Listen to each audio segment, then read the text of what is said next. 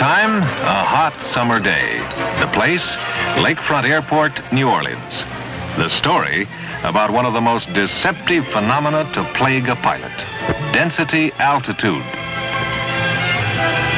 This is Harry Bliss, a successful freelance photographer, a private pilot with 473 hours to his credit. Thanks, Charlie. You bet. Hey, Charlie, give me that case there, will you? Sure. Thanks. Sure is a lot of gear, Mr. Bliss. Well, that's all of it, Charlie. You know, I never knew it took so much equipment before just to take pictures. Is that right? This is Lois Bliss, Harry's partner, writer and wife. They've been commissioned by a national magazine to do a series of illustrated articles on the West. Honey, you want these pamphlets and things? No, all the charts of the stuff we'll need are on the plane. Think I'll take some anyhow, in case I run out of something to read. Women.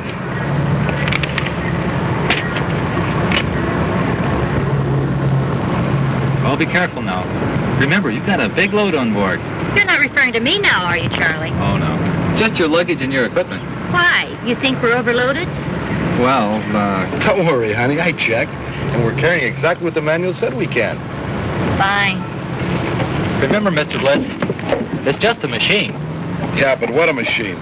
With this baby, we can go anywhere we want to. Now, thanks for everything, Charlie. You bet. See you when you get back. Bye, Charlie. Goodbye now.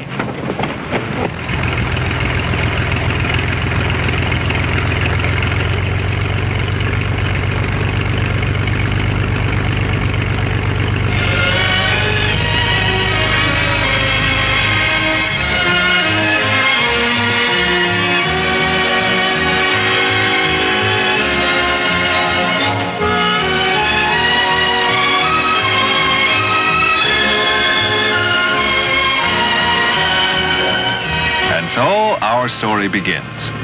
Before it's over, we hope you and Harry Bliss will never forget it. Now, what do you think? That what? Our new airplane, what else? Oh, I think it's great. It's got much more room, even with all the equipment. Yeah? You know, we're carrying 3 times what we did before, and we're just up to gross weight for this baby. A common assumption made by many experienced pilots, but wrong. You see, although Harry has made every effort not to exceed the gross weight specified by the manufacturer, he has forgotten to take into account the fact that the performance figures for his aircraft are based on standard conditions at sea level. Indicated airspeed on initial climb. 92 miles per hour. Takeoff. Ground run of 700 feet to clear a 50-foot obstacle at the end of runway. Rate of climb 1,200 feet per minute at end of runway at sea level. Absolute ceiling 20,000 feet. And with performance figures like that, we can fly anywhere. But such is not the case. It's true enough, flying over a state like Louisiana, which is at sea level, at that altitude, the performance figures quoted will generally hold up. However, taking off and landing at airports located at varying elevations above sea level will produce a very different set of conditions. 6 hours and 1 refueling stop later, Harry and Lois arrive at Denver, Colorado. The airport, 1 mile above sea level. The weather, a little cool. Harry's landing, a little fast but routine.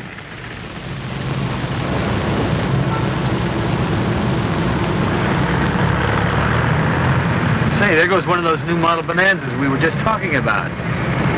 I'm going to go get a better look. See you later, Pete.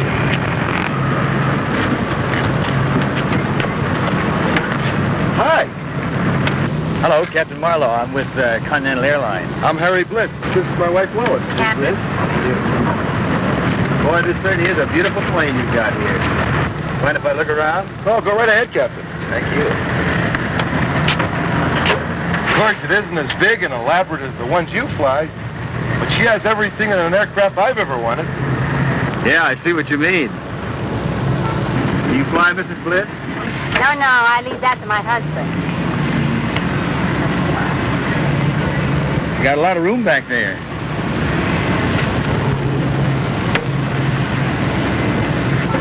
see you folks are from New Orleans. Where are you headed? We're on a photographic assignment to cover the West. First time in the high country? As a matter of fact, it is, isn't it, honey? Uh-huh. But we sure love the scenery. How does your plane perform at this altitude with a full load? Well, it has a ceiling of 20,000 feet and enough power to take us anywhere we want to go. Maybe so. But I find, under the right set of circumstances, the air can be mighty tricky, even with the big jets I fly. Is that right? I'm going to be running along. Mr. Bliss? Mrs. Bliss? Jack Marlowe. Oh, say, if you're planning to travel in areas that you're not familiar with, I suggest you talk to the airport operators about local conditions in their areas. Thank you, Captain. Not at all. All right. Well, honey, you usually do that, don't you? Honey, don't worry about a thing. This baby has more than enough power to take us anywhere we want to go. You're the boss. Okay.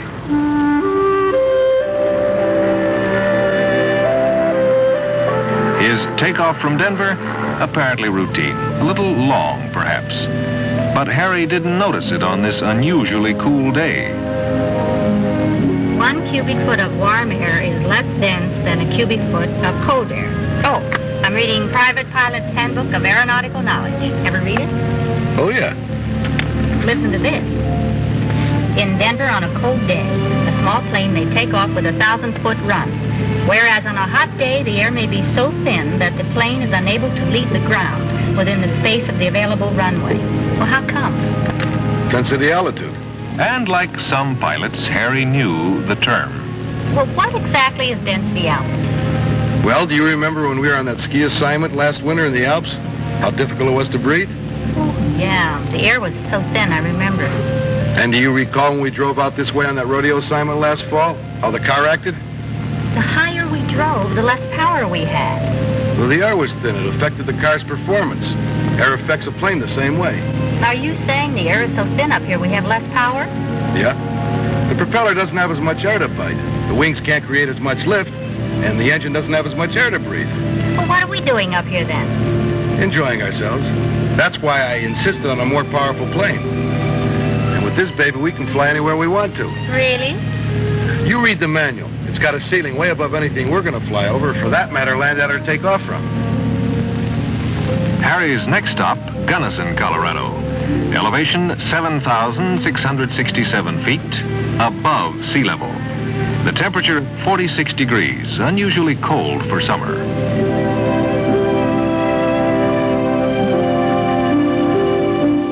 With a 20-knot wind to slow him down, Harry Bliss lands with runway to spare.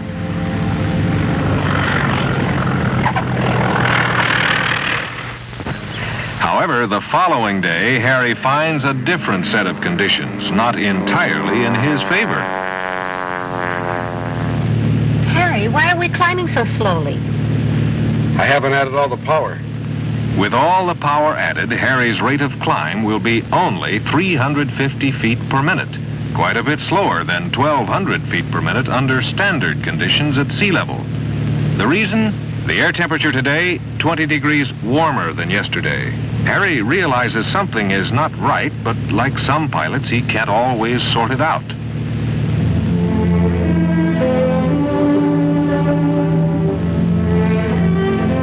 Are we backtracking? I thought we'd stop at Leadville. Want to try something? What? Well, Leadville has the highest altitude airport in the United States. If we can land and take off from there, we can do the same anywhere.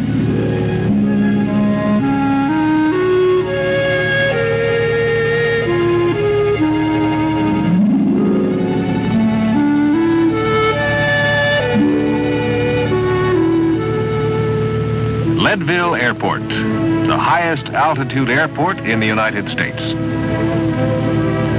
Where's the airport? It's over on this side. There, see it?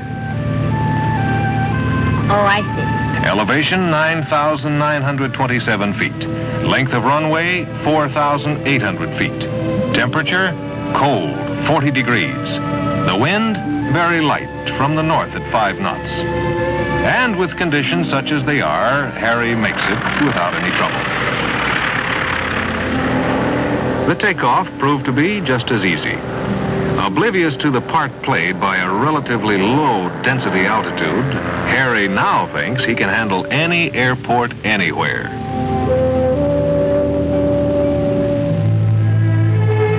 The next leg of the journey, Monument Valley, Utah. Honey, give me the camera, will you? I can't wait to get down there and get started. Everywhere you look, there's a picture.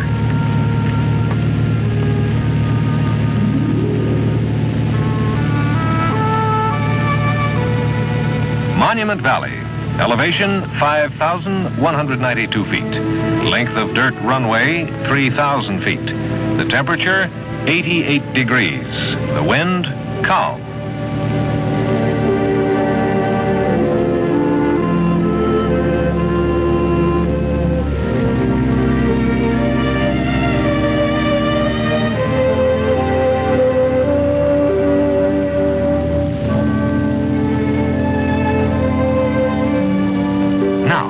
Harry makes a common mistake.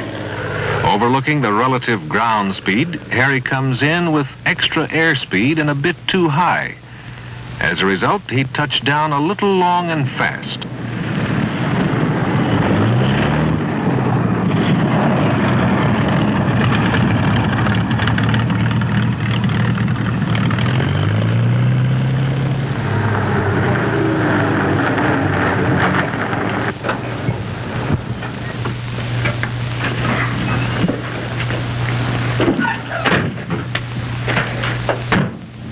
Boy, this is great.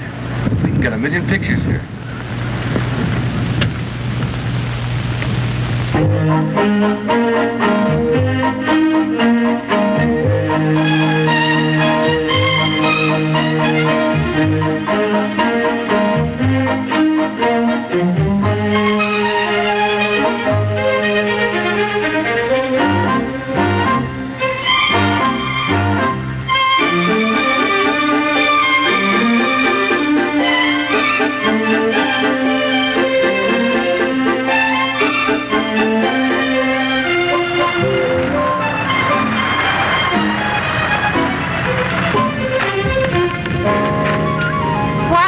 Is that? Honey, you remember that old Indian pottery we saw at the museum? Well, I found some. Are you kidding? It must weigh a ton. We can't carry that extra weight. Well, sure we can. I figure we've used enough fuel to allow for the extra weight. Darn it! Of all the lousy luck.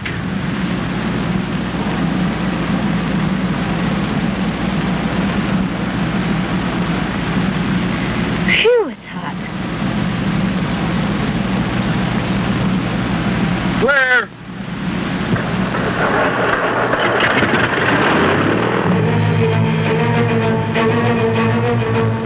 And once again, it's time to leave. However, this time, conditions are not exactly in Harry's favor. The temperature, 100 degrees.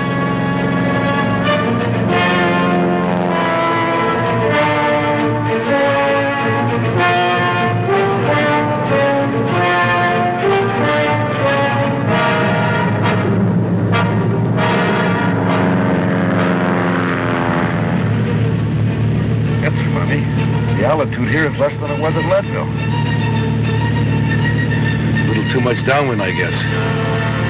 But with all the power on, Harry barely picks up enough airspeed to climb out of the ground effect. Next stop, Page, Arizona.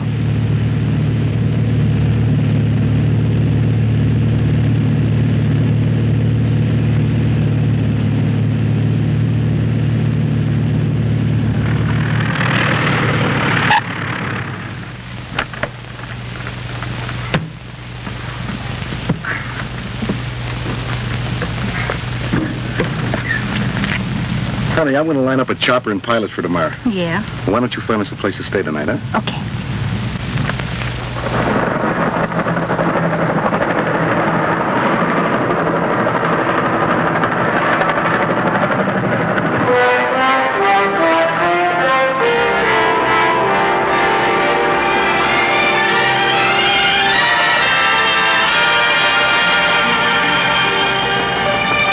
Get closer to that arch!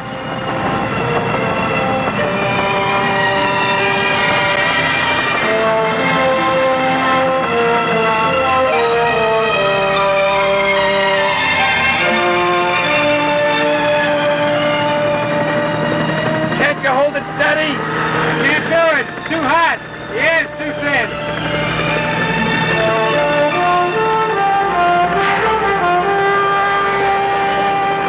We may as well go back to page. I can't get any pictures like this.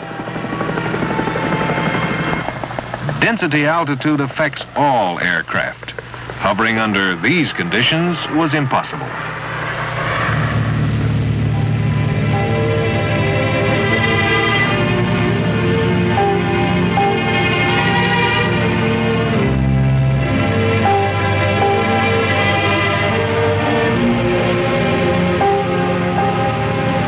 Destination in sight. Tahoe, California, elevation 6,263 feet. There it is. For a minute there, I thought we were lost. When in doubt, always follow the railroad tracks. That's why I thought we were lost. There aren't any.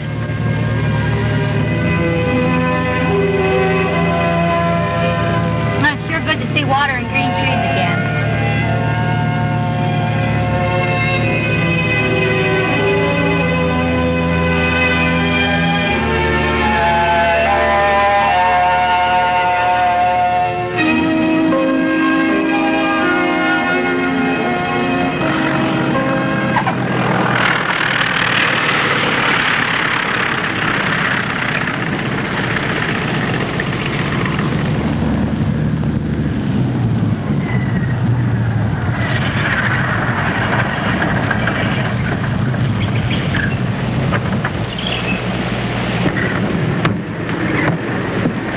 Boy, is it a lovely day. It sure is.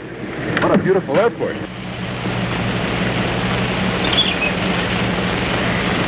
Elevation, 6,263 feet.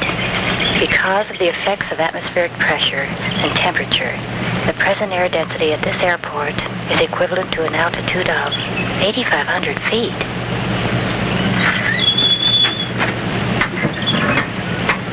Honey, the reservations are okay, and I've got a car. Listen, I've been reading this density altitude sign. Don't you think you ought to check it before you leave? Yeah, okay.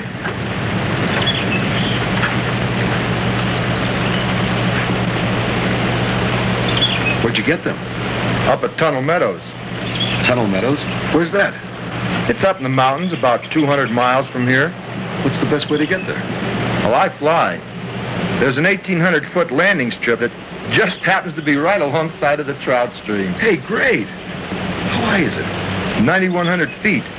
It's not listed on any charts, but it's about 20 miles south of Mount Whitney.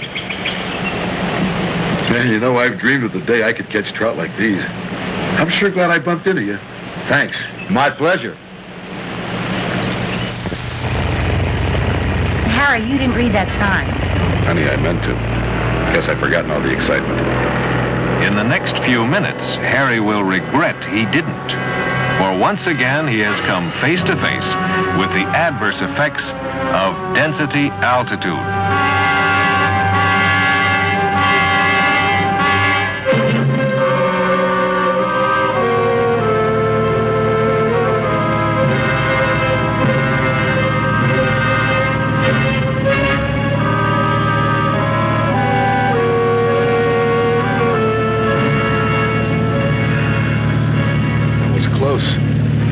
Should have had power to spare. Guess the plane's a little sluggish this morning. Working against him, the density altitude at Tahoe this day decreased Harry's rate of climb more than he ever expected. But Harry never seems to learn.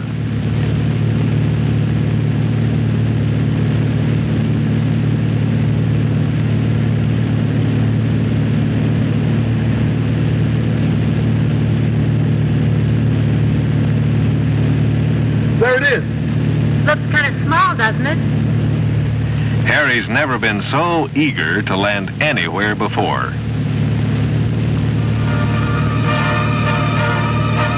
As usual, his approach, high and fast. This time, nothing is in his favor. Altitude, 9,100 feet. Temperature in the high 70s.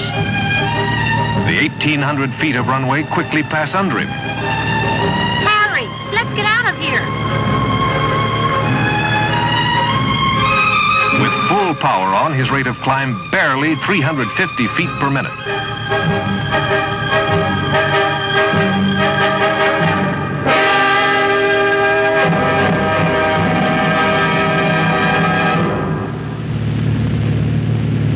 Harry, look over there. There's an airport. Let's land and calm down a little bit.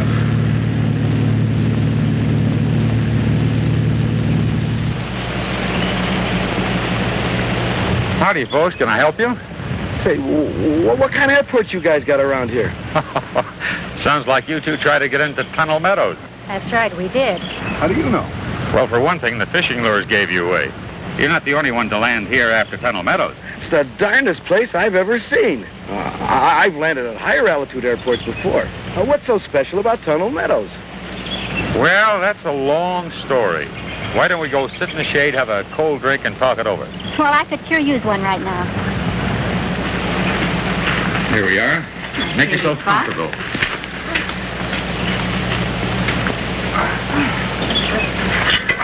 You know, you couldn't have picked the worst possible time to go in there, even if you tried. What's so bad about 2 o'clock in the afternoon? Well, if I've calculated correctly, I'll bet the density altitude must have been about 13,000 feet. There's that word again. Well, how do you figure that? Well, don't you have one of these computers? I guess we left it at home. Well, it pays to have it with you all the time. It's handy and simple to use. You know, in order to take off, a plane must produce lift. And to produce lift, it must have a certain forward flying speed or have the wind blowing against it. So far, I'm with you. The propeller must produce its proper pull or thrust, and the power developed must be sufficient to turn the propeller the desired number of revolutions. Now, as you probably know, the performance specifications for most small planes are based on standard conditions at sea level, as indicated in your flight manual. I get it. What you're saying is, under the temperature and elevation, or the conditions that existed, I couldn't expect my plane to perform as I was trying to get it to do. That's right. There's nothing wrong with your plane. The manufacturer built in a certain performance, and you can't expect more from any plane than the manufacturer designed it for. That's where I goofed. When you have a high temperature and a high elevation and a low pressure system over the area and maybe a little moisture, you have all the variables that make up density altitude. Absolutely. Temperature, pressure, altitude, and moisture make up density altitude. Your computer will help you determine it, regardless of your altitude. You know, we're lucky. If conditions had been other than what they were at all of our other stops, oh boy, we'd have been in real trouble. That's right. Never let the performance you get from your plane when the temperature is below standard lull you into a false sense of security. Watch out for those warm days when they come around. Check your density altitude to be sure of your actual performance. But if you have to take off and climb from a field with a high temperature and a high density altitude, what do you do? Well, leave early in the morning or late in the afternoon when the air cools. Avoid trying to take off or land or climb between 10 a.m. and 5 p.m. The situation grows more critical between those hours. You know, it's even possible for you to run into a condition where the density altitude is higher than the ceiling of your aircraft. That's what the helicopter pilot was trying to tell me. Well, I'll be. You know something? I'd still like to go after those golden trout. Oh, come on, Harry. You fly in there? Well, sure, I fly it regularly. I have a contract with the Forest Service to take their men and supplies up there several times a week. Would you take us? I'd be glad to pay you. That won't be necessary. I've been wanting to go fishing up there myself. What type of a plane do you fly into Tunnel Meadows? Well, come on, I'll show you.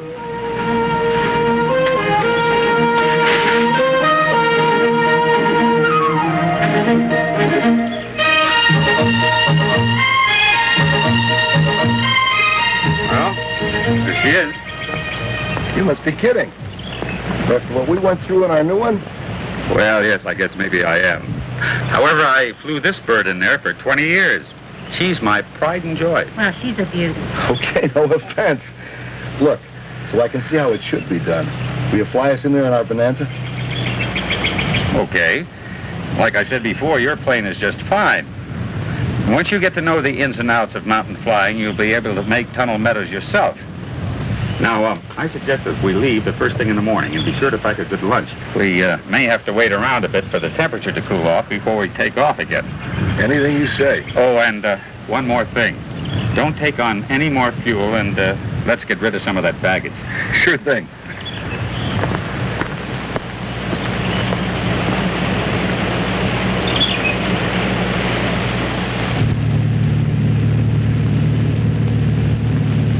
The temperature at Tunnel Meadows the next morning, 50 degrees.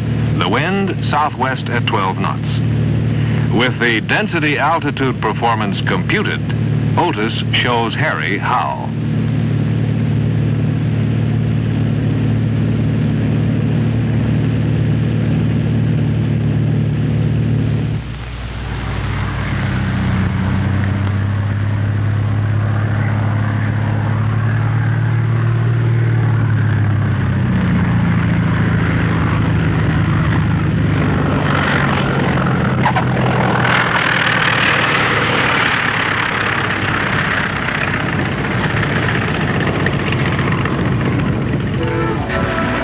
Sure is easy when you know how.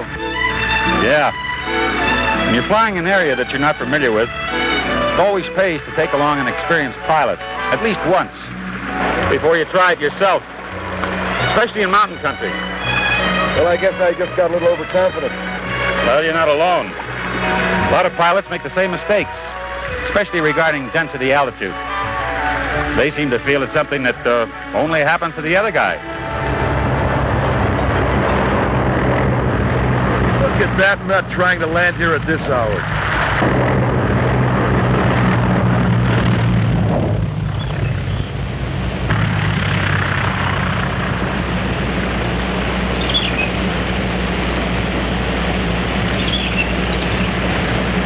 Here, I'll be right back.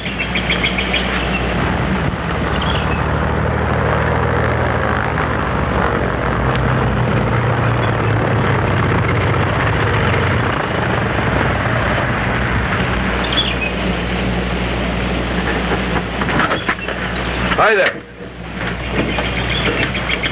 You okay? I'm all right. I'm all right.